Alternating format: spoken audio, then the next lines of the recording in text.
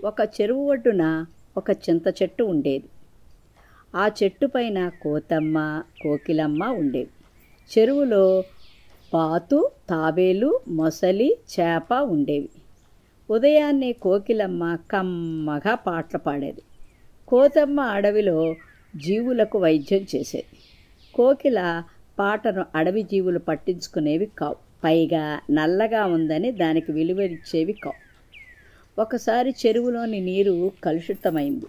దాంతో చెరువులోని జీవులన్నీ జబ్బుపడ్డాయి. కోతమ్మ ఆకుపసర మందును బాతు, తాబేలు, మొసలి, చేపలకు తినిపించింది. చెరువులో జీవులు జబ్బుపడటం గమనించి అది తెలుసుకున్న మృగరాజు సింహం మరుసటి రోజు ఉదయాన్నే తన పరివారంతో ఆ చెరువు దగ్గరకు చేరింది. దగ్గరుండి చెరువును శుభ్రం చేయించింది. చింత చెట్టు మీద కోకిలమ్మ పాటకు సింహం ముచ్చటపడింది. పసరుమందు నూరుతున్న కోతమ్మను చూసి జలచరాలు ఆరోగ్యం వాకప్ చేసింది. మృగరాజు నేను బాతు, తాబేలు, మొసలి, చేపలకు ఒకే మంది ఇచ్చినా ఒక్క బాతు ఆరోగ్యం మాత్రమే కుదుటపడింది. మిగతా జీవులు ఇంకా అనారోగ్యంతోనే ఉన్నాయి అంది కోతమ్మ విచారంగా.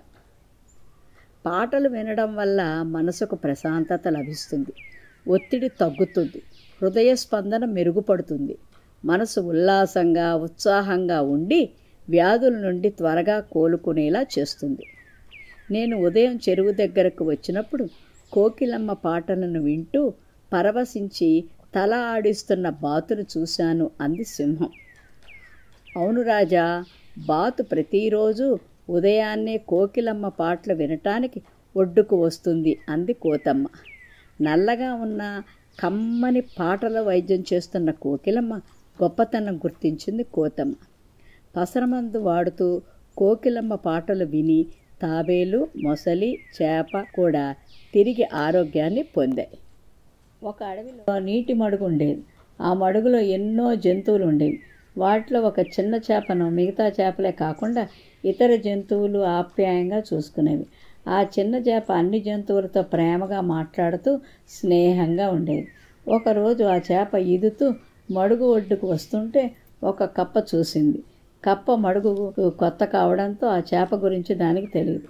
చేపను చూసి కప్ప, ఏయ్ చేప, నువ్వెందుకు మడుగు ఒడ్డుకు వస్తున్నావు? ఒడ్డుకు రావాలంటే నా అనుమతి తీసుకోవాలి అంటూ అరవడం మొదలెట్టింది. కప్ప మాటలకు చేప కంగుతింది. అప్పటి వరకు దానితో ఎవరూ అలా మాట్లాడలేదు. అది కప్పని ఏమీ అనకుండా మడుగు లోపలికి వెళ్ళిపోయింది. అయినా కూడా ఆ కప్ప చేపను వదలలేదు. మడుగులోకి దూకి చేప వెనకాలే వచ్చింది. నువ్వొక్క నిస్సహాయ ప్రాణివని నీకు తెలుసా? నీటిలో నుండి బయటికి వచ్చినట్టు కనీసం కలలో కూడా కనలేదు. కానీ నేను నీటిలో ఎదగలను, నేల మీద బతకగలను అని తన గొప్పలు చెప్పుకోసాగింది కప్ప. చేప మాత్రం ఏమీ మాట్లాడకుండా మౌనంగా ఉండిపోయింది. కనీసం కప్ప వైపు తిరిగి చూడను కూడా చూడలేదు. దాంతో కప్పకు కోపం వచ్చింది. కప్ప తన గొప్పలను ఏకరవ పెడుతూ ఉండిపోయింది. నువ్వు కనీసం మాట్లాడగలవా? నేను శ్రావ్యంగా పాడగలను అంటూ మడుగులో నుంచి ఒడ్డుకి ఎగిరి బెకబెక అని అరవటం మొదలెట్టింది. అలాగే చాలాసేపు అరవసాగింది. కప్ప బెకబెక్కల పక్కనే ఉన్న పుట్టలో నిద్రపోతున్న పాములు నిద్రలేచాయి. తనను నిద్రలేపింది ఎవరో చూద్దామని కోపంగా పుట్ట బయటకు వచ్చిన పాముకు మడుగు ఒడ్డున కప్ప కనపడింది. అంతే, ఒక్క ఉదుటిన కప్పపైకి దూకి కప్పను మింగేసింది. చేప చల్లగా నీటిలోకి జారుకుంది. దశరథం తన తోటలో కలుపు తీయటం, మొక్కలు నాటడం వంటి పనులు చేస్తున్నాడు.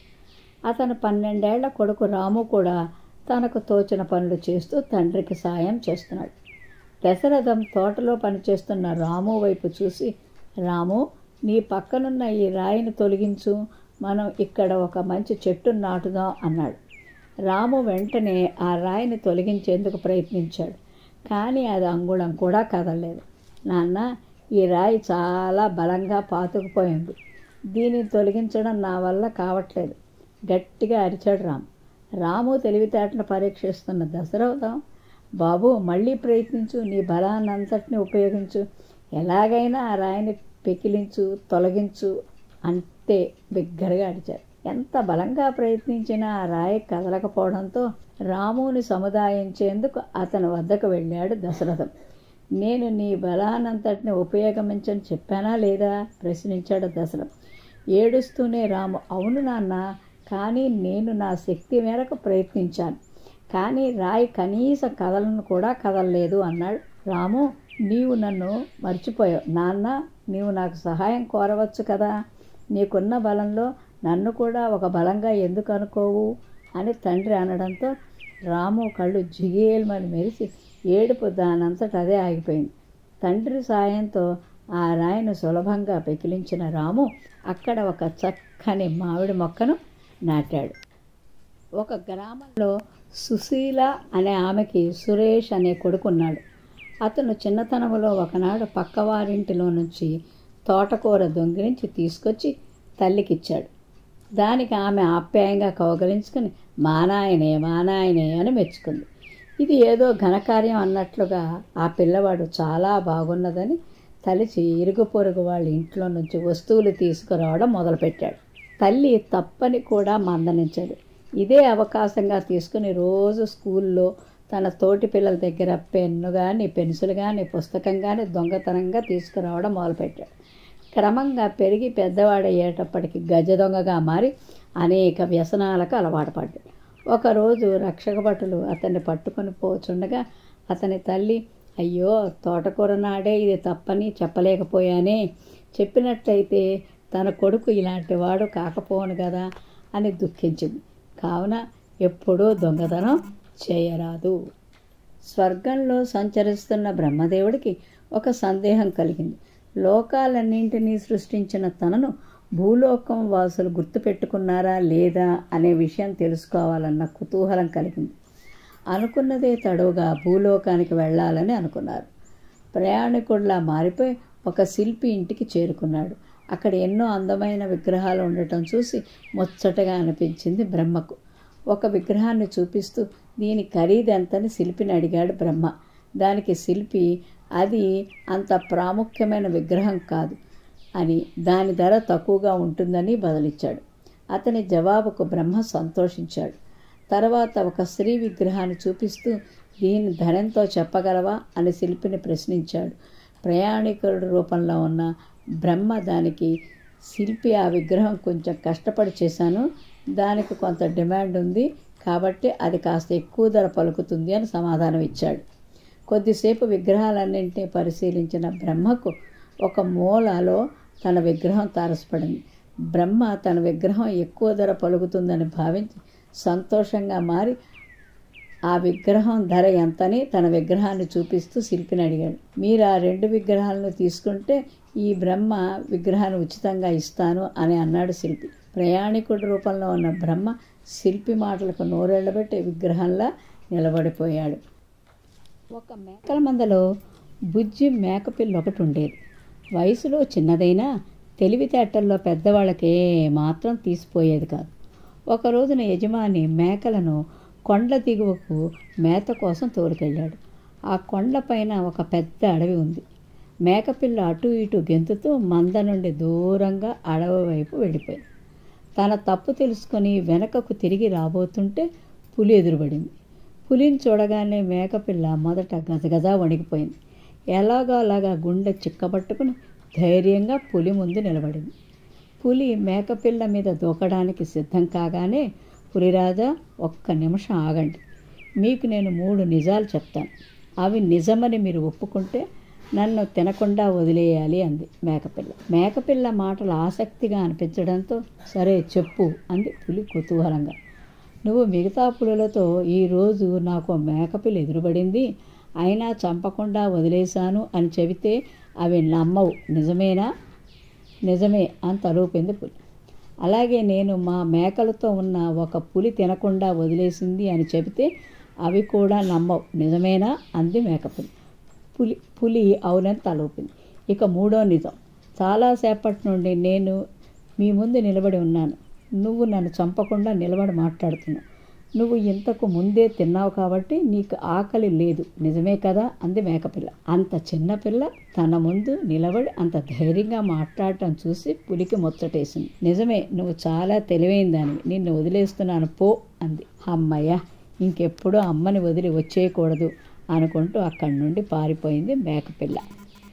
ఒకరోజు ఒక సింహం ఎండలో తిరిగి అలసిపోయి ఒక చెట్టు కింద సేద తీరింది. చిట్టెలుక ఒకటి చెట్టుపై నుంచి చూసుకోకుండా సింహం మీదకు దూకింది. అప్పుడు సింహం ఆ ఎలుకను కోపంగా చూసింది. ఆ ఎలుక భయపడి, అయ్యా, నేను అల్పప్రాణిని, అవివేకం వల్ల మీ మీదకు దూకాను, నన్ను కరుణించి ప్రాణభిక్ష పెట్టండి అంటూ ప్రాధేయపడింది. సింహం దయతో ఆ ఎలుకను చంపకుండా వదిలిపెట్టింది. దానికి ఎలుక ఎంతో సంతోషించి, మీరు చేసిన మేలు నేనెప్పటికీ మర్చిపోను అని తన బొరియలోకి వెళ్ళిపోయింది. కొన్ని రోజులు గడిచాయి. ఎప్పట్లా వనమంతా తిరుగుతున్న సింహం ఒక వేటగాడి పన్నిన వలలో చిక్కేసింది. ఆ వల నుండి బయటపడాలని ఎంతో ప్రయత్నించింది, కానీ బయటపడలేకపోయింది. ఇక ఈ రోజుతో నా జీవితం ముగిసిపోతోంది అనుకుని భయంకరంగా అరుస్తూ ఆ వల నుండి బయటపడటానికి శత విధాలా ప్రయత్నించసాగింది. దాని అరుపులు విన్న ఎలుక తన బొరియలో నుంచి బయటకు వచ్చి వలలో చిక్కుకున్న సింహాన్ని చూసింది. బాధపడకండి మహారాజా, మీరు చేసిన ఉపకారానికి ప్రత్యుపకారం చేసే అవకాశం నాకు కలిగింది అంటూ వల తాళ్లను తన వాడి అయిన పళ్లతో పటపటా కొరికేసింది. ప్రాణాపాయం నుండి బయటపడి సింహం ఎలుకకు కృతజ్ఞతలు తెలిపింది. విజయనగరంలో నివసించుచున్న ప్రజలకు ఎలుకల బాధ భరించరాంది. ప్రభుత్వం ప్రజలను పిల్లులను పెంచమని ప్రోత్సహించింది. రాయలవారు ప్రభుత్వోద్యోగులను పిల్లులను ఉచితంగా ఇప్పించారు. పిల్లులను పెంచుటకు పాలు అవసరం కావున ఒక్కొక్క ఆవును కూడా ఇప్పించారు. ప్రభుత్వోద్యోగులతో పాటు కవులకు, పండితులకు కూడా ఒక్కొక్క పిల్లిని, ఒక్కొక్క ఆవును ఇచ్చారు. అందరితో పాటు రామకృష్ణ కవి కూడా ఒక పిల్లిని, ఒక ఆవును ఇచ్చారు. రామకృష్ణుడు పిల్లిని సరిగా పెంచలేదు. ఆవు ఇచ్చిన పాలన్నీ తమ కుటుంబంలోని వారికి ఉపయోగించసాగాడు. పిల్లి చాలినంత ఆహారం లేక ఆకలితో చాలా బాధపడుతూ ఉండేది. ఆ ఆకలి తీర్చుకొనుటకు రేయింబగళ్ళు మేలుకొని ఉండి కనబడిన ఎలుకలన్నింటినీ చంపి తినసాగింది. క్రమంగా ఇరుగు పొరుగు ఇళ్లల్లో కూడా దూరి ఎలుకలను వేటాడి తిని ఆకలిని తీర్చుకోసాగింది. అందువల్ల రామకృష్ణుని ఇంట్లో కానీ ఇరుగు పొరుగు ఇళ్లలో కానీ ఎలుకలు కనిపించకుండా పోయాయి. పిల్లికి ఆహారంగా ఉపయోగపడుతున్న ఎలుకలు కూడా దొరకనందున అది బాగా చిక్కిపోయి నడవలేని స్థితిలో ఉన్నది. ఇట్లు జరుగుతుండగా రాయలవారు తమ ప్రభుత్వోద్యోగులకు ఇచ్చిన పిల్లను చూసి బాగా పెంచిన వారికి బహుమతి ఇవ్వబడినట్టు ప్రకటించారు. తమ వద్ద నుండి పిల్లులను తీసుకుని వెళ్ళిన వారంతా వాటిని పౌర్ణమి నాడు తప్పగా తీసుకుని వచ్చి చూపించాలని ఆజ్ఞాపించారు. ఆ ప్రకటన విషయం రామకృష్ణ కవి తెలుసుకుని ఆలోచనలో పడ్డాడు. ఆవు ఇచ్చిన పాలన్నీ నేను మా కుటుంబ సభ్యులకు హాయిగా తాగేశాం. పిల్లికి ఒక్కనాడైనా పాలు ఇవ్వలేదు, సరిగా తిండి కూడా పెట్టలేదు. అది ఇప్పుడు చచ్చే స్థితిలో ఉంది. దీనిని తీసుకుని వెళ్ళి రాయలవారికి చూపిస్తే సరిగా పెంచలేదని ఏమైనా అనవచ్చు, శిక్షించవచ్చు, జరిమానా విధించవచ్చు. పౌర్ణమి ఇంకా వారం దినాలుంది. ఈ గండం నుంచి బయటపడటం ఎలాగా అని దీర్ఘంగా ఆలోచించాడు. కొంతసేపు అయిన తర్వాత భార్యను పిలిచి ఒక గిన్నెలో బాగా వేడిగా ఉన్న పాలను తెమ్మన్నాడు. భార్య ఒక గిన్నెలో వేడివేడి పాలు తీసుకుని వచ్చింది. ఆ గిన్నె ఉంచిన చోట పిల్లికి ఎదురుగుండా పెట్టాడు. ఆ పాలు తీసుకుని వచ్చిన దాని చేత తాగించడానికి ప్రయత్నించాడు. పాలను చూచి అది ఆనందించి తాగబోయింది. మూతి కాలింది, అరుస్తూ పారిపోయింది. దానిని మళ్ళీ తీసుకొచ్చి పాల దగ్గర విడిచిపెట్టాడు. ఎంత ప్రయత్నించినా అది పాలు ముట్టుకోలేదు. ఆ విధంగా కొన్నిసార్లు జరిగింది. ఏమైనా పిల్లి పాలు ముట్టడం లేదు. అది పాలను చూసి ముఖం తిప్పుకోవటం మొదలుపెట్టింది. రామకృష్ణ చేతుల నుండి తప్పించుకొని పారిపోవటకు ప్రయత్నించింది, కానీ పాలు తాగుటకు మాత్రం సిద్ధపడలేదు. దాని ప్రవర్తన చూసి రామకృష్ణుడు ఎంతో సంతోషించి గండం తప్పించుకుని గట్టెక్కాలనుకున్నాడు. పౌర్ణమి నాడు రాయలవారి సమక్షంలో పిల్లుల ప్రదర్శన ప్రారంభమైంది. ప్రభుత్వోద్యోగులు ఒక్కొక్కరు తాము పెంచిన పిల్లలను ఎత్తుకొని తెచ్చి రాయలవారికి చూపిస్తున్నారు. ఒక పిల్లి కంటే ఒకటి బాగా బలిసి ఉంది. అతిగా బలిసి అడుగు తీసి అడుగు వేయలేక ఆయాసపడే స్థితిలో ఉన్నవి. ఎలుక కనబడినా పరిగెత్తి వెళ్ళలేనంత లావుగా ఉన్నవి. తాము ఇచ్చిన పిల్లులు తమ ఉద్యోగులు బాగా పెంచుతున్నారని రాయలవారు సంతోషిస్తున్న సమయంలో రామకృష్ణ కవి తాను పెంచుటకు తీసుకువెళ్ళిన పిల్లిని తీసుకొచ్చి రాయలవారికి చూపించాడు. అది బాగా కృషించిపోయి రేపో మాపో చస్తుందేమో అనుకునేటట్లు ఉంది. ఆ పిల్లిని చూడగానే రాయలవారికి ఆగ్రహం, ఆశ్చర్యం రెండూ కలిగాయి. రామకృష్ణ కవి గారు, మీ పిల్లి ఇలా ఉండటానికి కారణం ఏమిటని, అందరి పిల్లులు ఒకదానికొకటి కంటే ఒకటి బలిసి ఎంతో అందంగా ఉండగా మీ పిల్లి బక్క చిక్కి ఈ క్షణమో మరుక్షణమో ప్రాణం వదిలేలా ఉంది. అలా ఉందే, మేమిచ్చిన పాలు దీనికి పట్టడం లేదా అని అడగగా రామకృష్ణుడు వినయంగా, మహాప్రభు, ఈ పిల్లిని పెంచడంలో నేను పడిన తిప్పలు అన్నీ ఇన్ని కావు.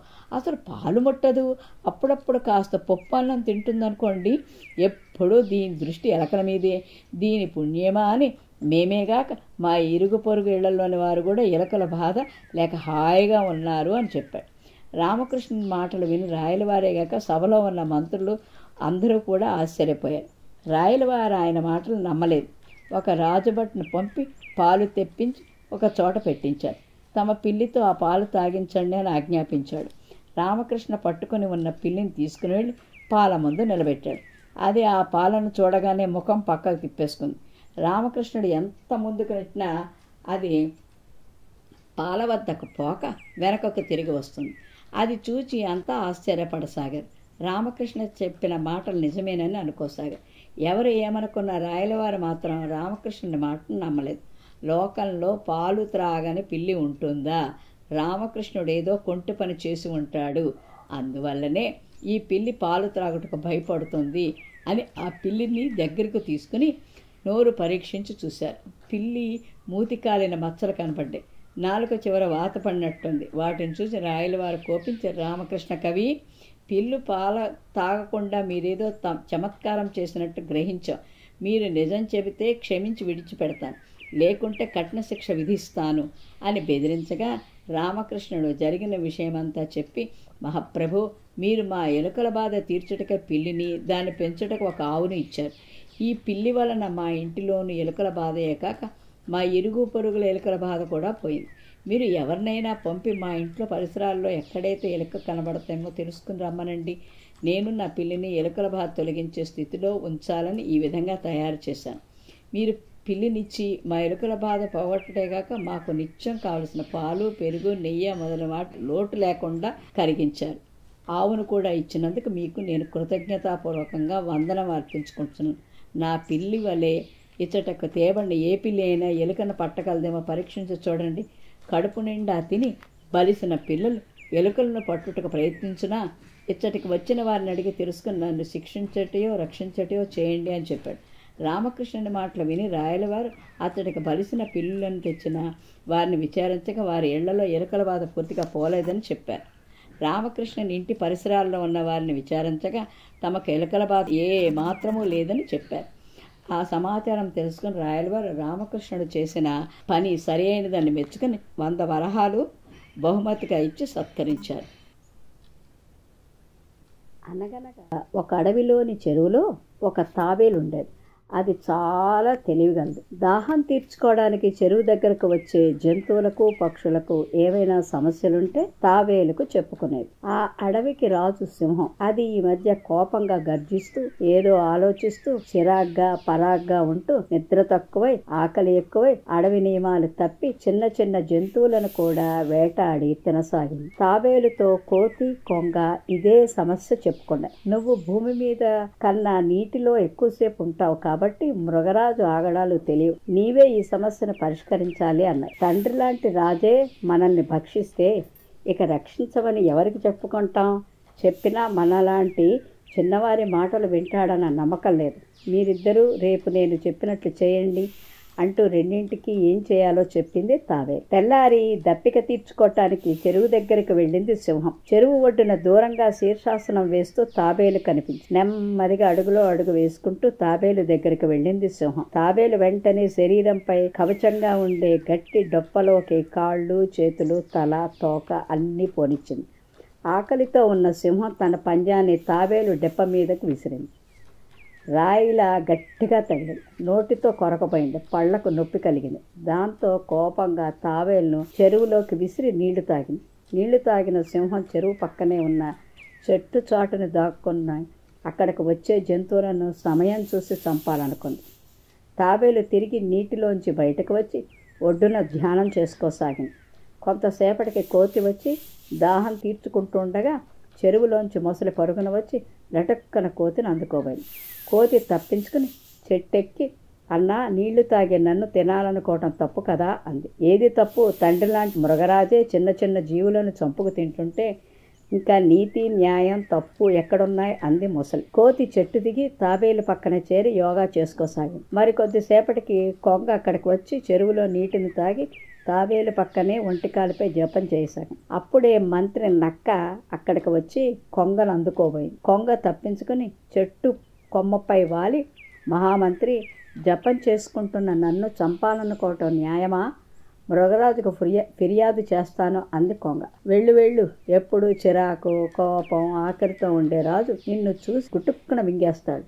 ఆ జపం ధ్యానం యోగా మృగరాజు చేసుకుంటే కోపం అన్నా తగ్గుతుంది అని నవ్వుకుంటూ వెళ్ళిపోయాడు. ఇదంతా చెట్టు వెనక నుంచి సింహం గమనిస్తూనే ఉంది. అడవిని పాలించే రాజును బట్టే మంత్రులు, సేవకులు, జంతువులు, పక్షులు ఉంటాయి. రాజు అడవి నియమాలు తప్పితే జీవులు రాజుబాట పడతాయి. మృగరాజు మంచివాడిగా నీతి నియమాలు పాటిస్తూ ధర్మవర్తనతో సత్యవాక్కుతో అడవి జీవుల శ్రేయస్సును దృష్టిలో ఉంచుకొని పాలిస్తే జీవులు కూడా రాజును అనుసరిస్తూ ఉంటాయి. తప్పు నాదే. పరిపాలనలో సమస్యలు, ఒత్తిడి వలన ఆలోచనలతో కోపం ఎక్కువై నిద్ర కూడా రావటం లేదు అనుకుంది సింహం. వెంటనే పొదల్లోంచి బయటకు వచ్చి, మిత్రులారా భయపడకండి, నా తప్పు తెలిసింది. ఇకపై చిన్న జీవులను వేటాడను. ఇప్పటి నుంచి మీలా యోగా ధ్యానం జపం చేసుకుంటూ ఒత్తిడిని తగ్గించుకొని కోపాన్ని వదిలేసి ప్రశాంతంగా పాలన చేస్తాను అంది సింహం. మృగరాజు ప్రవర్తనలో మార్పు కోసం సహకరించిన కోతి కొంగలను అభినందించింది తాబేలు. కొద్ది రోజులకే సింహం ప్రవర్తనలో మార్పు గమనించిన అడవి జీవులు తాబేలుకు కృతజ్ఞతలు తెలిపాయి. అనగనగా ఒక అడవిలో ఒక పులి ఉండేది. దానికి లేక ఒక చిట్టి కోన పుట్టింది. ఆ పులి కోనను ఎంతో ప్రేమగా పెంచసాగింది. దాని అల్లరిని చూసి సంబరపడిపోయేది. ఒకసారి పులికోన నలత చేసింది. బాగా నీరసించి ఒక మూల ముడుచుకొని పడుకుంది. దాని శరీరం బాగా వేడెక్కింది.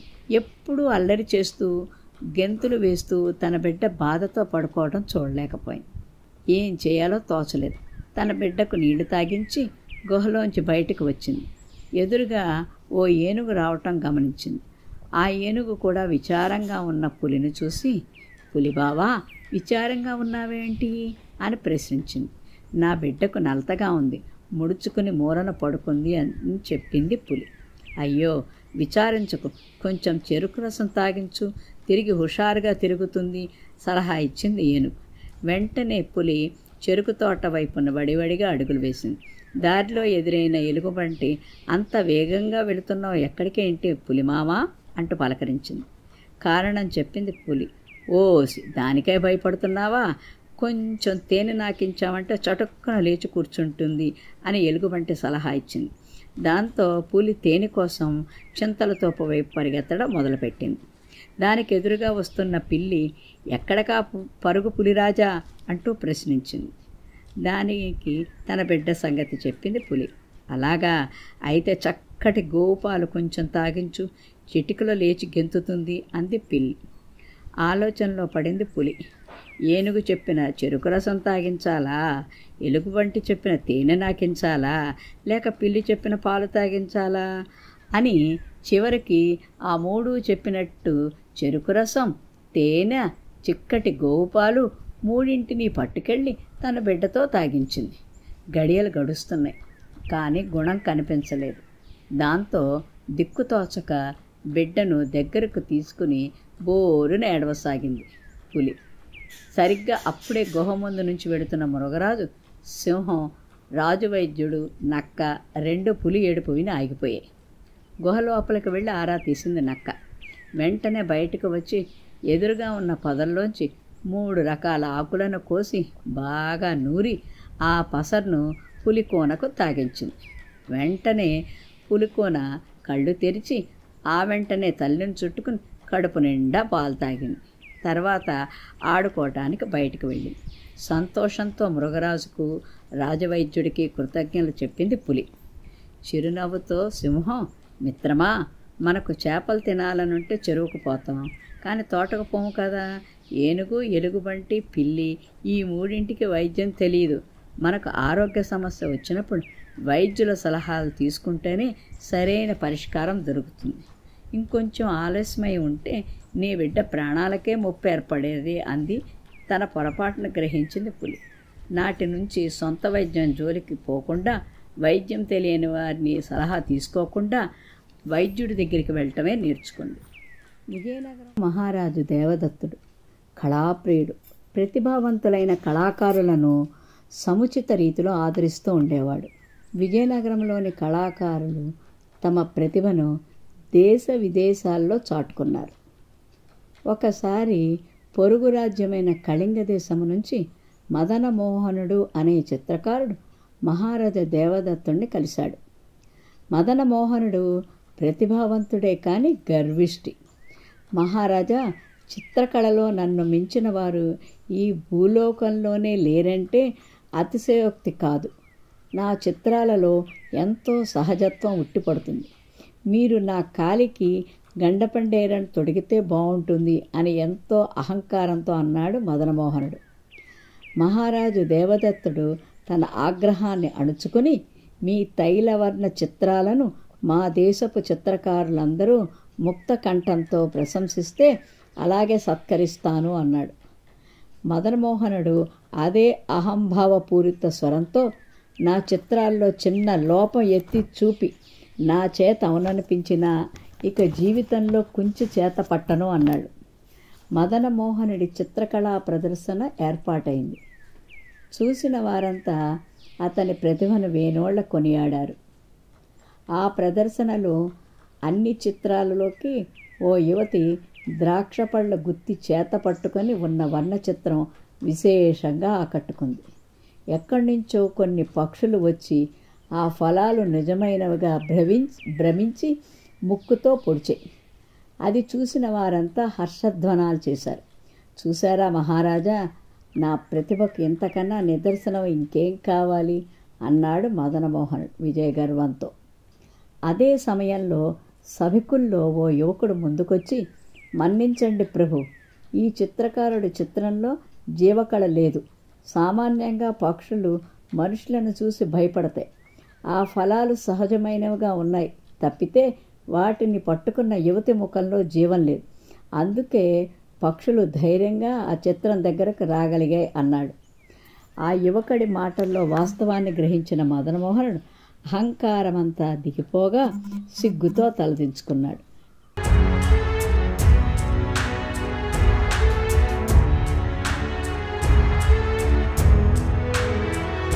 మీరు మరిన్ని వీడియోలు చూడాలంటే మన ఛానల్ను సబ్స్క్రైబ్ చేయండి. పక్కనున్న బెల్ ఐకాన్ని ప్రెస్ చేయండి.